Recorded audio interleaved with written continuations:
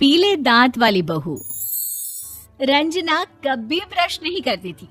उसे कितनी बार उसके माँ बाप ने डांटा, लेकिन उसका कोई असर उस पर होता ही नहीं था, जिस कारण से उसके दांत पीले पीले हो जाते हैं। शादी के बाद अरे बहू, वैसे तो तुझ में कोई कमी नहीं है, पर तेरे दांत इतने पीले कैसे हैं बेटा? कैसे मतलब? कोई सर्जरी थोड़ी ना कराइए। वो तो क्या नाम, मैं ब्रश नहीं करती थी तो पीले हो गए। अब क्या करूं? आप कहे तो लाल करवा लूं या फिर काले? यार ये क्या है, क्यों माँ से लड़ रही हो? लड़ रही हूँ? अरे मैं लड़ रही हूँ या ये बोल रही है कि दांत पीले हैं, पीले। अरे तपस्या थोड़ी ना की है इन्हें पीले करने के लिए।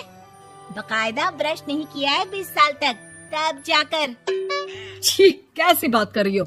ये उस वक्त तो पीले नहीं थे जब हम लोग तुम्हें देखने आए थे।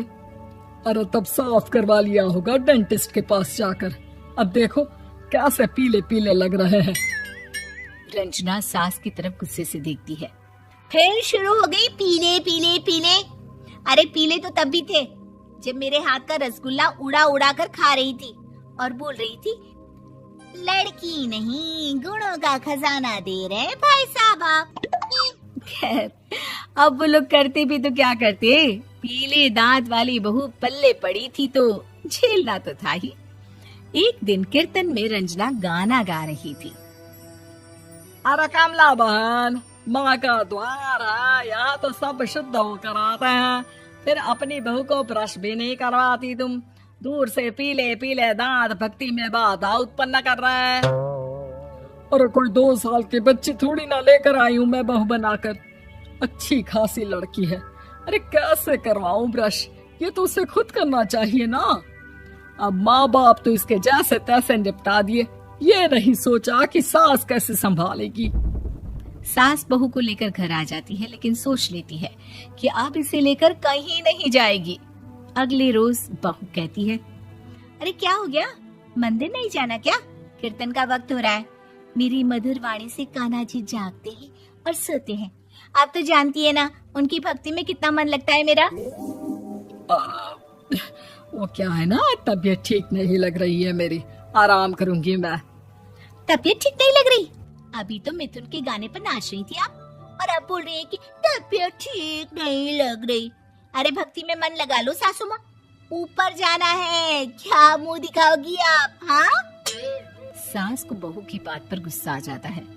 मैं क्या मुंह दिखाऊंगी, इसकी चिंता तो ना कर, समझी? अपने मुंह की चिंता कर, जो ये पीले पीले दांत लेकर हर जगह पहुंच जाती है। पता है लोग कितना मजाक बनाते हैं। ना जी ना, मैं नहीं जाना कहीं तेरे साथ। तो ये बात है, कोई ना, मत जाओ, मैं अपने कमरे में ही बैठकर भक्ति कर लूंगी। ऊपर वाला दांत थोड़ी ना देखता है, मन देखता है, भावना देखता है। और अरे बस बस, तू सब कुछ दिखा, बस ये सफेद चमकदार दांत ना दिखाना किसी को, है? जा यहाँ से। बहू को सास की बात का कोई फर्क नहीं पड़ता, वो तो जैसी थी वैसी ही रह जाती है। सुबह नहाकर किचन में खाना बनाना, फिर खाना खाना, कीर्तन भजन करना और सो जाना। एक दिन, माँ जी मैं सहेली के घर जा रही हूँ, शाम को लेट आऊंगी। हाँ हाँ तो जाना, मैंने कौन सा तेरी आरती करनी है घर पर बैठकर। रंजना सहेली के घर जाती है, जहाँ वो पार्टी में जाने की तैयारी कर रही होती है। अरे शिखा, कहाँ जाने की तैयारी कर रही है? मैं गलत वक्त पर आ गई क्या?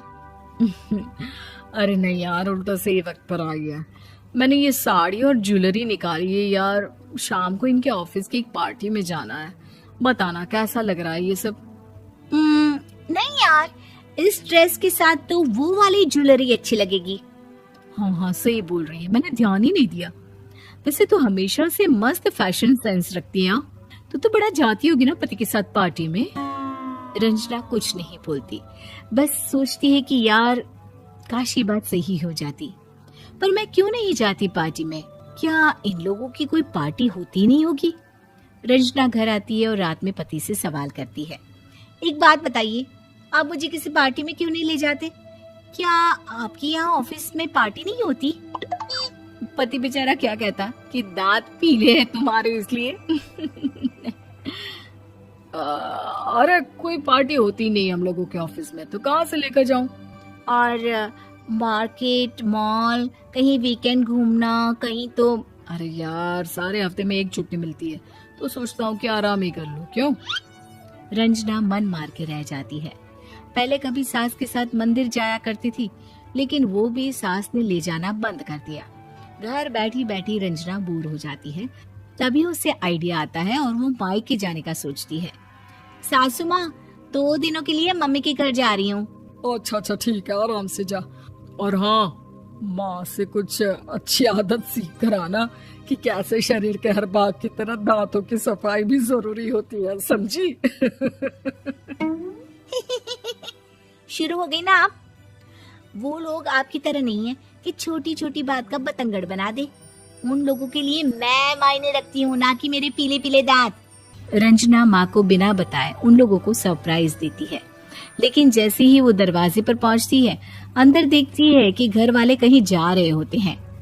अब माँ, काश रंजना दीदी के दांतों वाली प्रॉब्लम नहीं होती, तो वो भी हम लोगों के साथ चलती ना बुआ जी की बेटी की शादी में।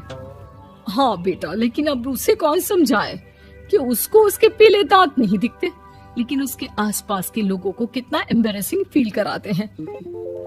मुझे तो कितनी बार उसके स्कूल की टीचर ने शिकायत की कि उसके साथ कोई लड़की बैठना भी नहीं चाहती, और ना ही कॉलेज में कोई उससे बात करना चाहता था। लेकिन पता नहीं क्यों उसे ये बात समझ में ही नहीं आती। कोई कमी नहीं है उस लड़की में, बस यही कि दांत पीले हैं। वो तो भला हो जीजा जी और उनकी माँ का, जो दीदी को जैसी है वैसे ही रखा हुआ है। रंजना को अपने घर वालों की बात सुनकर बहुत दुख होता है। वो सोचती है कि वो क्या करे, लेकिन फिर वो सीधा डेंटिस्ट के पास जाती है, अपने दांत चमकाती है और कसम खाती है कि वो रोज ब्रश करेगी। अरे क्या हो गया? तुम तो 2 दिनों के लिए गई थी ना, पर कोई ना, अच्छा है, चलो आ गई तो। रंजना सास के सामने आकर खड़ी हो जाती है और पूरी स्माइल करती है, उसके चमकदार दांतों को दिखाती हुई। हैं? चले मंदिर? माँ, मुझे माफ कर दीजिए, मैंने आप लोगों को बहुत एम्बैरेसिंग फील करवाया। मैं आज से रोज ब्रश करूंगी।